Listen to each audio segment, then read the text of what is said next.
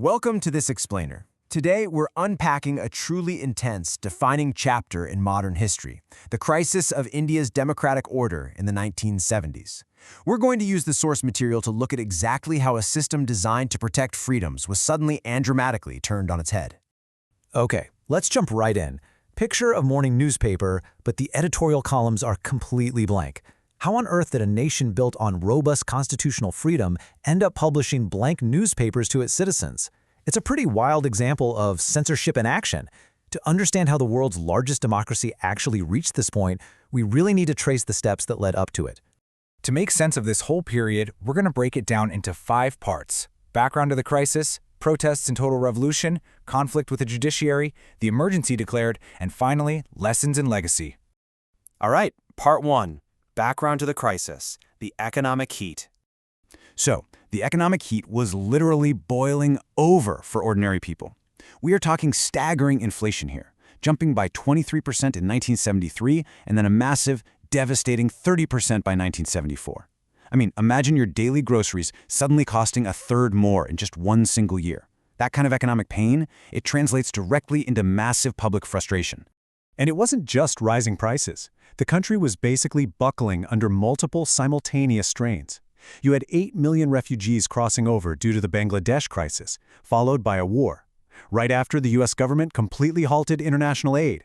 Global oil prices were going through the roof, and domestically, failed monsoons caused a sharp 8% drop in food grain output. Add in high unemployment, plus the fact that the government literally had to freeze its own employees' salaries just to save cash, and yeah, you've got a perfect economic storm.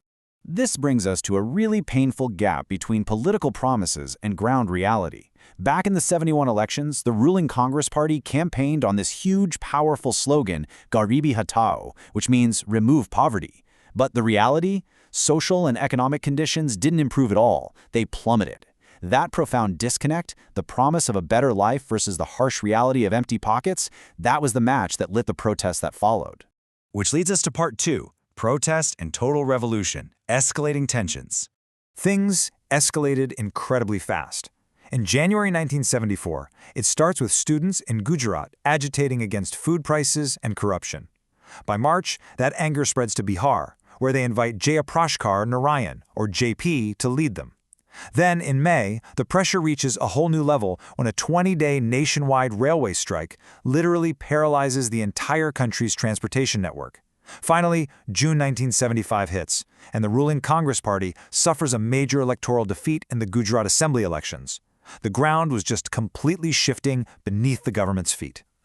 The whole vibe of this era is captured perfectly in a massive slogan from the Bihar movement, Sampurna Kranti, total revolution. Under JP's leadership, what started as a local student protest about food prices had totally morphed into a sweeping national demand for a complete overhaul of the social, economic, and political spheres. They weren't just asking for policy tweaks anymore. They were demanding a return to what they considered true systemic democracy. But on the flip side, the political polarization was extreme. Just listen to this quote from D.K. Baroa, the president of the ruling Congress Party at the time. "Indira is India.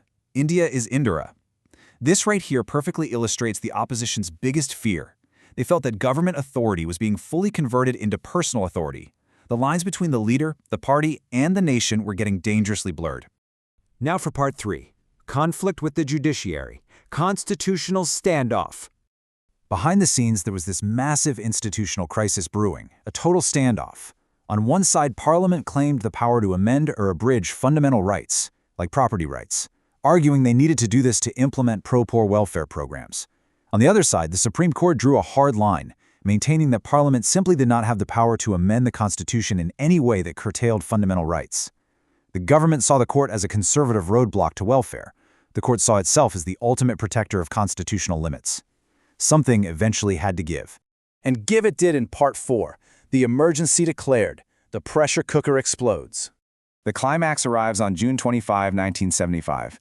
The opposition organizes this massive rally in Delhi's Ram Leela grounds, led by Jayaprakash Narayan. And he doesn't just ask for Prime Minister Indira Gandhi's resignation, he announces a nationwide nonviolent resistance campaign and explicitly asks the military, the police, and government employees not to obey illegal and immoral orders. To the government, this looked like a direct threat to bring the entire state apparatus to a dead stop. So, in response to what it formally termed a threat of internal disturbance, the government declared an emergency that very night. It was a sudden, drastic consolidation of power. The Union cabinet was essentially bypassed or silenced in the initial rush, fundamentally altering how the nation's democracy functioned, literally overnight. Suddenly, the government had extraordinary, unchecked special powers. What did that actually look like for everyday people? It meant a total, immediate lockdown of normal democratic life. Opposition leaders and political workers were arrested en masse. Fundamental rights abruptly curtailed. Strikes and protests were strictly banned.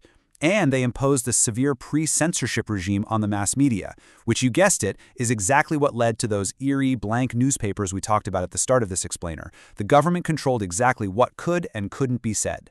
But honestly, even under strict censorship, dissent always finds a way.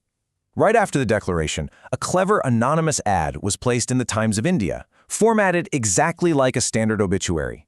It mourned the death of, quote, D.E.M. O'Crossy, survived by his wife, T. Ruth, Truth, his son, L.I. Bertie, Liberty, and daughters, Faith, Hope, and Justice. It is such a brilliant, subversive piece of resistance that totally captures the mood of those who oppose the emergency. Finally, Part 5, Lessons and Legacy, the Ashes and Recovery. The emergency ended just as dramatically as it started. In 1977, elections were finally called, and the results were an absolute earthquake. The ruling Congress Party, heavily punished by voters for the excesses of the emergency, suffered their very first national defeat since independence. A newly united opposition front, the Janata Party, swept right into power. It was a stark reminder that, ultimately, the voting public had the final say. This whole crisis forced some really vital constitutional safeguards into place, so this couldn't just happen so easily again. That vague term, internal disturbance, gone. Now, an internal emergency strictly requires an actual armed rebellion. Plus, the Prime Minister can't just act alone anymore.